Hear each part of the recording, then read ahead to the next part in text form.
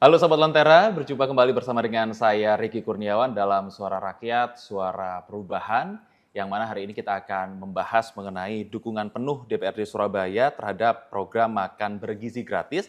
Karena kita tahu bahwa salah satu program unggulan dari pemerintahan Presiden Prabowo adalah makan bergizi gratis pagi dan siang kepada total 82 juta warga. Dan mereka ini terdiri dari anak-anak sekolah, anak-anak di rumah, dan juga ibu hamil. Namun seberapa urgensi makan bergizi gratis ini, khususnya di kota Surabaya? Untuk membahas hal ini, saya sudah bersama dengan Bapak Bahtiar Rifai, Wakil Ketua DPRD Kota Surabaya. Kita akan langsung sapa saja. Selamat siang, Siang. Pak Bahtiar, atau mungkin saya lebih akrab sapa Mas Bahtiar. Boleh. Mas Bahtiar, ini Ya. kan sudah masuk dalam pemerintahan yang terbaru. Yes. Pemerintahan Presiden Prabowo yang salah satu program unggulannya adalah memberikan makan bergizi gratis Ya. kepada anak-anak dan juga ibu hamil. Namun menurut Mas Bahtiar sebagai Wakil Ketua DPRD Kota Surabaya, kenapa ini mendapatkan dukungan penuh dari teman-teman DPRD Kota Surabaya? Ya. Jadi ini kan program janji kampanye Pak Prabowo dan Mas Gibran pada pemilu 2024. Dan setelah beliau dilantik tanggal 20 Oktober, janji ini sudah dinanti masyarakat Indonesia.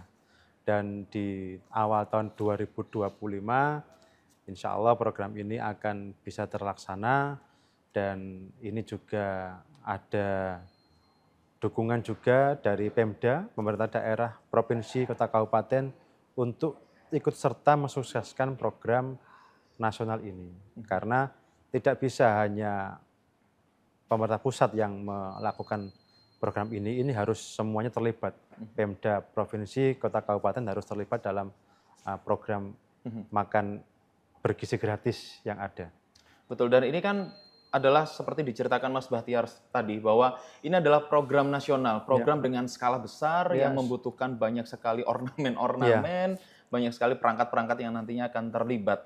Masalah penyaluran dana dan juga pelaksanaannya nanti mekanismenya akan berjalan seperti apa, Mas Bahtiar? Secara resmi kita masih menunggu teknis terkait dengan anggaran yang diperlukan dan juga mekanismenya nanti seperti apa penyaluran makannya dan nanti siapa yang memasak dan siapa-siapa nanti yang menerima ini kan masih belum clear semuanya.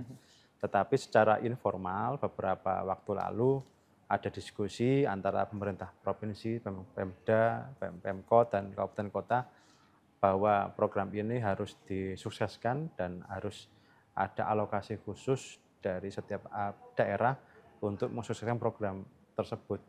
Dan dari Surabaya kita optimis itu bisa terlaksana dengan baik dan anggaran kita akan kita siapkan. Ya. Dan beberapa waktu lalu juga sebelum dilantik Mas Wapres sempat mengunjungi beberapa sekolah di Kota Surabaya untuk memberikan melakukan uji coba terhadap program ini, Mas Bahtiar. Namun kalau dari pertimbangan sekolah sendiri, apakah nantinya akan ada kriteria-kriteria khusus begitu? Apakah semua sekolah akan mendapatkan atau mungkin ada beberapa sekolah saja yang mungkin akan mendapatkan? Ya, karena ini kan baru akan berjalan di tahun 2025 awal ya. Tentunya dengan kekuatan anggaran kita yang mungkin masih terbatas, karena ini masih baru, mungkin nanti ada skala prioritas. Mungkin untuk sekolah SD negeri atau mungkin nanti yang swasta dengan kriteria tertentu, karena di di sekolah negeri ini kan tidak ada yang favorit ya, beda dengan beberapa tahun yang lalu itu kan ada ini sekolah unggulan. Sekarang kan sama, semua kan karena zonasi kan semua rata. Dan tentunya nanti tinggal menunggu seperti apa kriteria nanti untuk sekolah swasta. Nah, itu kan penting karena di Surabaya ini kan banyak sekolah swasta untuk menengah ke atas, ya kan, yang saya kira mereka itu anak didiknya itu sudah bawa bekal makan, berbeda dengan anak-anak yang menengah ke bawah yang makannya itu mungkin makan di rumah dan itu untuk satu hari, untuk sehari penuh, untuk sampai dia sekolah selesai. Ini kita masih menunggu itu. Yang jelas sekarang ini Pemkot mendata seluruh siswa yang ada di Surabaya, baik itu SD, SMP, SMA, negeri, swasta di Surabaya, didata semuanya. Tinggal nanti klasifikasinya seperti apa, kita mengikuti mekanisme yang ada. Iya, dan ini kan 2024 hanya tinggal menunggu beberapa minggu lagi menuju ke 2025, otomatis program-program ini akan dikebut begitu Mas Bahtiar ya. Iya. Sejauh ini persiapan-persiapan yang dilakukan mungkin kalau di persentase sudah berapa persen Mas? Untuk persiapan makan bergizi gratis ini? Ya, kalau untuk anggarannya, terus terang kita belum menganggarkan. Karena kita belum tahu hitungannya ini berapa. Hitungan apa namanya, porsi makannya itu harganya berapa. Itu belum kita anggarkan. Tetapi manakala nantinya, ini kan masih ada November ya, Desember nanti kan Januari atau Februari kita ada apa namanya perubahan anggaran, kita akan menyesuaikan dan kita akan alokasikan anggaran semaksimal mungkin untuk apa namanya mensukseskan program ini. Ya. Jadi pada intinya kesiapan kita siap, tinggal menunggu perintahnya apa, arahnya seperti apa, kita akan lakukan. Dan tentu kita semua menginginkan program ini berjalan sesuai dengan rencana, sukses, dan semua anak juga merasakan, semua ibu hamil juga merasakan dampak baiknya begitu. Tapi kalau dari teman-teman DPRD sendiri, untuk memastikan bahwa ini nanti akan berjalan efektif, tepat sasaran, sukses, apa yang nanti akan dilakukan oleh teman-teman DPRD Kota Surabaya, Mas Bahtiar? Ya, tentunya kita juga akan berkoordinasi dengan Badan Gizi ya, Badan Gizi Nasional yang diperintah oleh Presiden atau dibentuk Presiden untuk mengurusi program ini. Tentunya juga nanti akan ada beberapa pihak, baik itu pengawas internal atau pihak pengawas eksternal terkait suksesnya jalannya ini dan seperti apa. Karena ini perputaran uang besar, Mas. Jadi ini perputaran uang besar yang tiap hari ada. Bukan yang kayak apa namanya, proyek Jangka pendek jangka gitu ya? pendek yang besar. Nah ini kan besar tapi tiap hari ada. Ini kita juga akan terus mengawal itu karena ini juga untuk kepentingan warga. Jangan sampai ada beberapa pihak yang memanfaatkan terkait program ini. Jangan sampai ini diselewengkan dan lain-lain karena ini kita juga akan memberikan atensi khusus dan akan melakukan koordinasi dengan Pemkot Surabaya terkait dengan jalannya program pemerintah pusat ini. Iya, dan tentu dalam pelaksanaannya nanti mungkin akan ada standar-standar menu yang akan diterapkan begitu Mas Bahtiar ya. Tapi untuk menggali informasi ini lebih lanjut nanti kita akan kembali, jangan kemana-mana, tetap di Suara Rakyat, Suara Perubahan.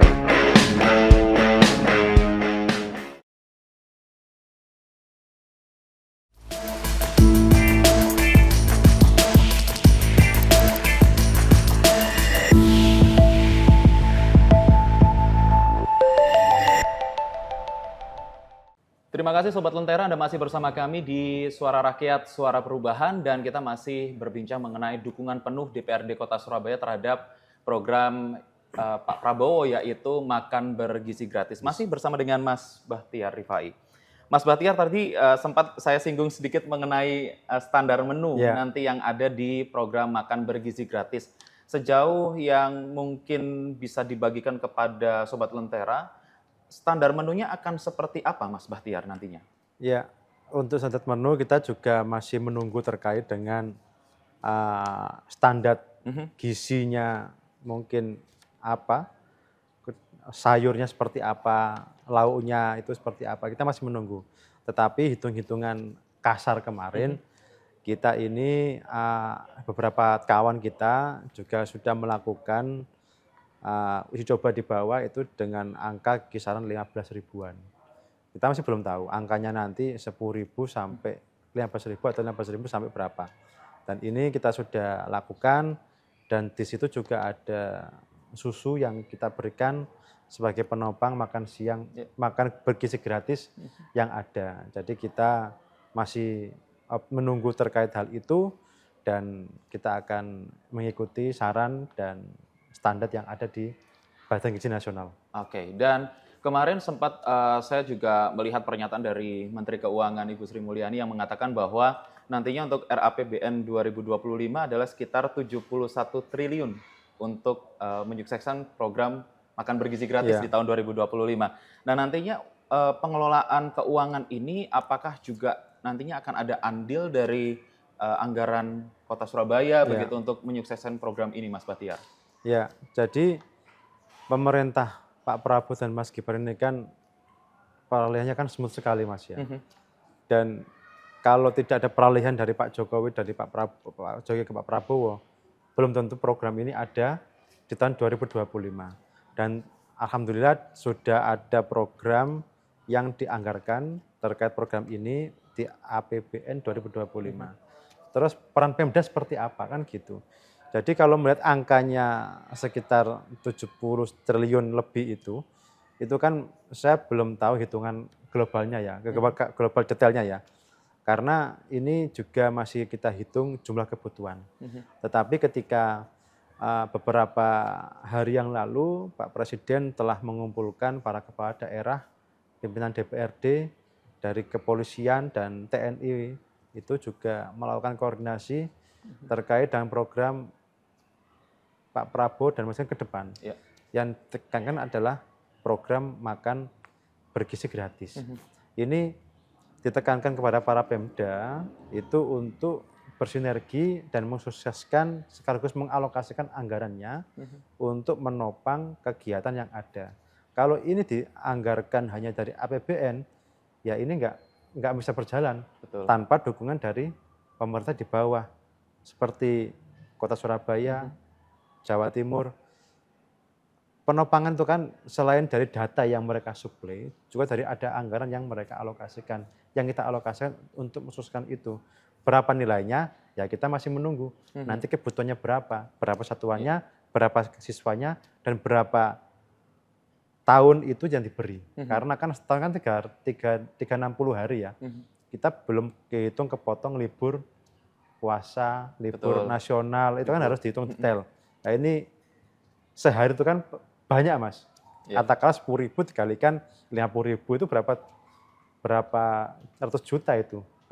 Dikalikan jumlah hari libur. Ini masih hitung-hitung detail agar nanti bisa maksimal karena ada beberapa pos nanti yang akan kita geser untuk dialokasikan ke program makan siang program makan bergizi gratis. Nah, menarik sekali mengingat ini juga merupakan program pertama yang ada di Indonesia, Mas Yes. Bahtiar ya.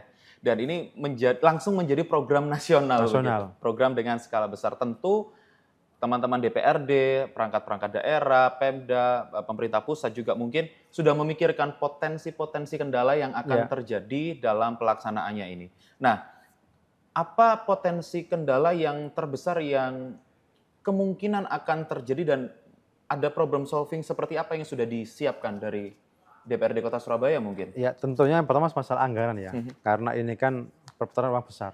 Masalah anggaran yang pertama kita harus hitung detail agar nanti ketika program ini berjalan tidak salah hitung dan tidak ada dampak terhadap anggaran yang sudah ada di pos-pos yang lain. Kita hitung detail masalah anggaran. Yang kedua mungkin nanti yang saya lihat adalah masalah mungkin sampahnya ini, Mas. Ini kan hampir 80 juta se-Indonesia ya. Betul. Kalau Surabaya saja ini ada katakanlah 50.000 anak yang dikasih makan. Itu berapa ton sampah yang dihasilkan dalam 1 minggu mungkin, 1 bulan. Ini kan masalah serius.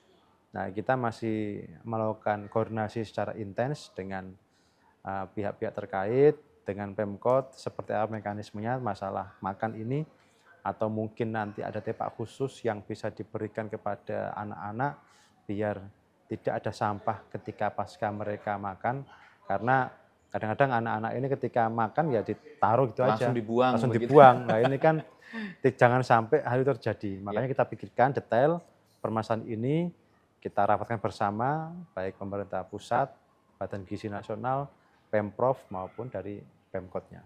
Betul, dan potensi kendala rupanya juga saya mendengar beberapa pernyataan begitu ya, beberapa selentingan dari teman-teman pengusaha kantin sekolah begitu.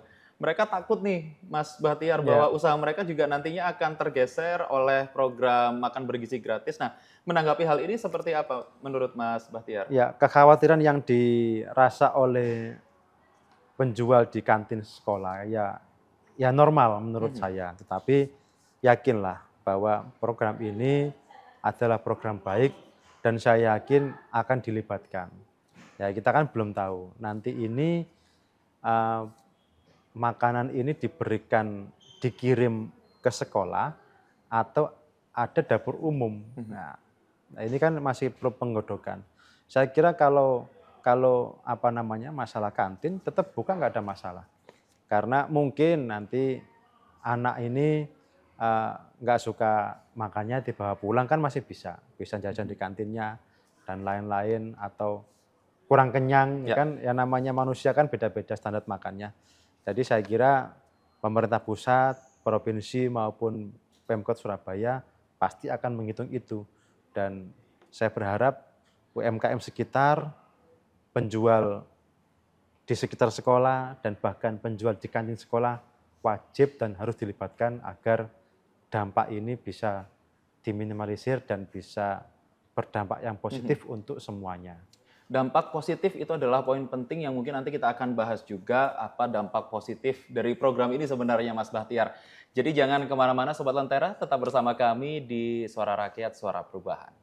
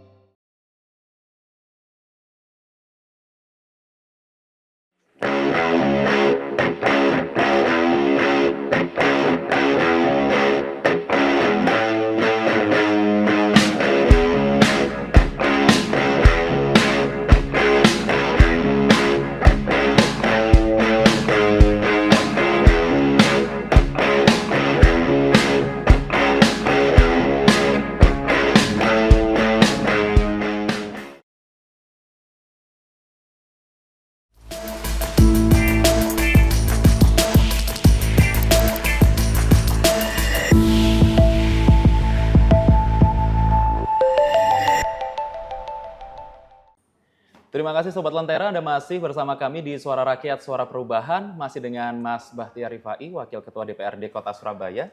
Mas, kita lanjutkan kembali perbincangan kita hari ini mengenai dampak positif. Banyak orang yang mungkin masih belum tahu, banyak orang juga yang mungkin masih meragukan program ini, mengingat ya kita tahu program ini adalah program pertama Ya. begitu. Sebenarnya kalau mau diuraikan, mau direview sebenarnya Mas, dampak positif seperti apa yang nantinya akan terjadi ketika program ini akan berjalan begitu? Ya, program ini kan baru di Indonesia ya, dan beberapa negara juga sudah melakukan. Di Cina, Pak Prabowo juga datang langsung ke sana meninjau terkait dengan kegiatan program makan bergizi gratis. Dan ketika Pak Prabowo meluncing program ini sebagai program nasional, banyak negara-negara yang ikut membantu, Mas. Contoh itu negara Uni Emirat Arab dan kalau nggak salah dari Eropa itu Swedia. Itu siap mendukung program Pak Prabowo terkait program makan bergizi gratis. Terus dampaknya ini apa kepada masyarakat? Tentunya ini Pak Prabowo ini kan mau investasi SDM, investasi sumber daya manusia, jangan sampai ada anak-anak ini yang busung lapar dan lain-lain. Pak Jokowi sudah meletakkan pondasinya dengan membangun infrastruktur masif di seluruh Indonesia.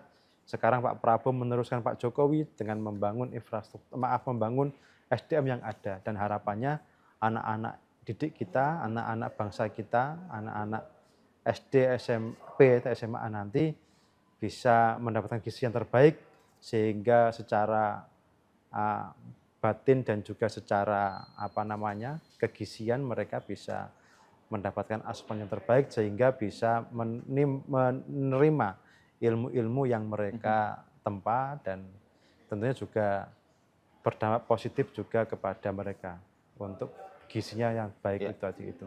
Dan tentunya ini bukan program yang singkat kemudian nanti bisa dinilai hasilnya begitu ya. Kalau saya lihat kan ini adalah program yang cukup jangka panjang dan hasilnya nanti akan bisa dilihat dalam beberapa waktu ke depan.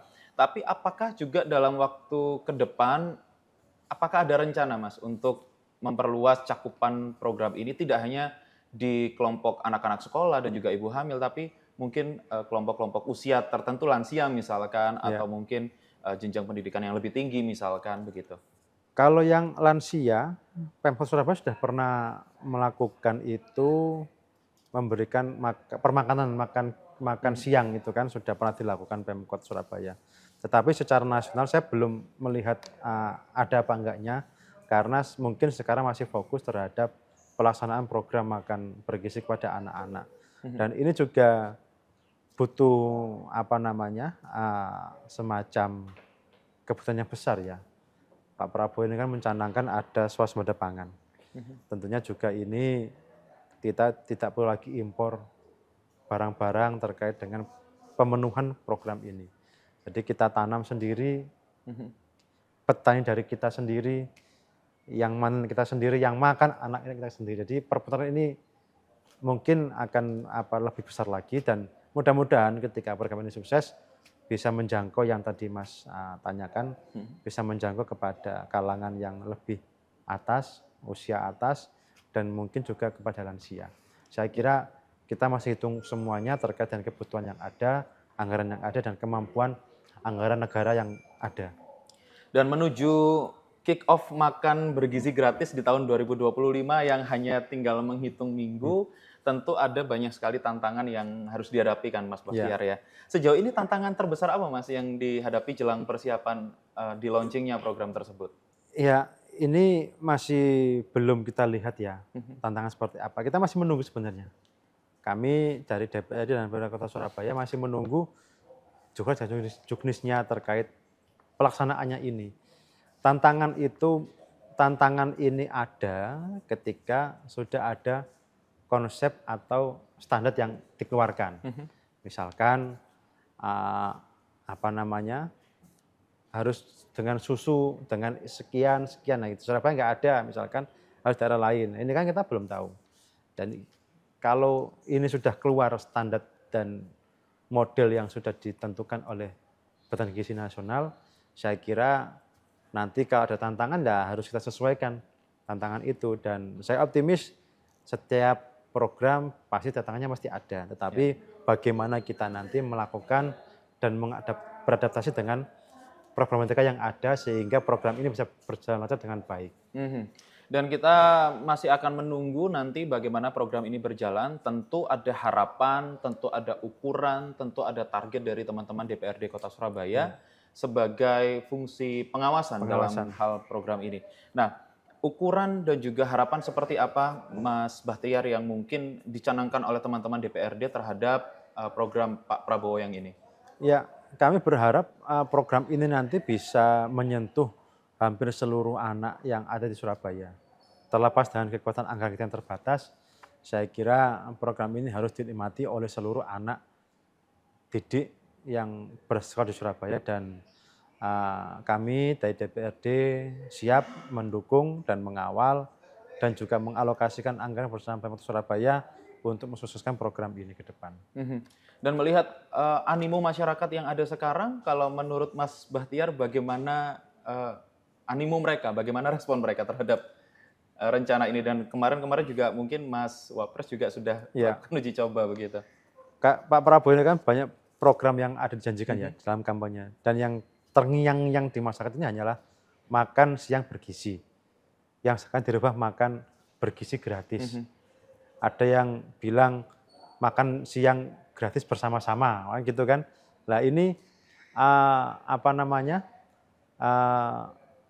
program ini memang sangat dinantikan oleh warga, tetapi masih menunggu waktu, masih menunggu anggaran yang ada, dan insya Allah di tahun 2025 ini semuanya bisa berjalan dengan baik, dan saya optimis nantinya program ini bisa berjalan dan bisa berkelanjutan sehingga bisa dimanfaatkan oleh seluruh anak-anak yang ada di Indonesia dan khususnya di Surabaya.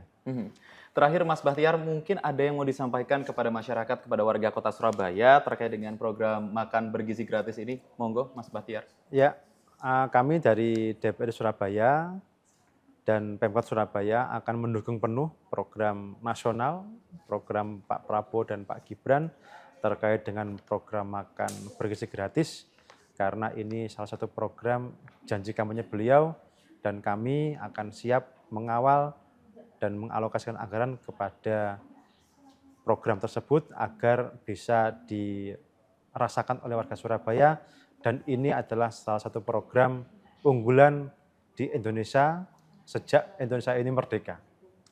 Baik, terima kasih Mas Bahtiar, dan tentu kita semuanya berharap bahwa program ini bisa dimaksimalkan dengan sebaik-baiknya, mengingat program ini adalah program pertama yang ada di Indonesia. Tentu banyak sekali pro dan kontra yang akan terjadi, tapi semoga ini tidak membuat surutnya niat baik dari pemerintah pusat, daerah untuk bisa membuat anak-anak menjadi lebih bergizi dan lebih layak lagi untuk hidup di negara kita tercinta Indonesia. Mas Bahtiar Rifai, terima kasih banyak untuk waktu yang sudah diberikan, dan Sobat Lentera terima kasih juga untuk Anda yang sudah menyaksikan Suara Rakyat, Suara Perubahan. Saya Ricky Kurniawan pamit undur diri. Sampai jumpa.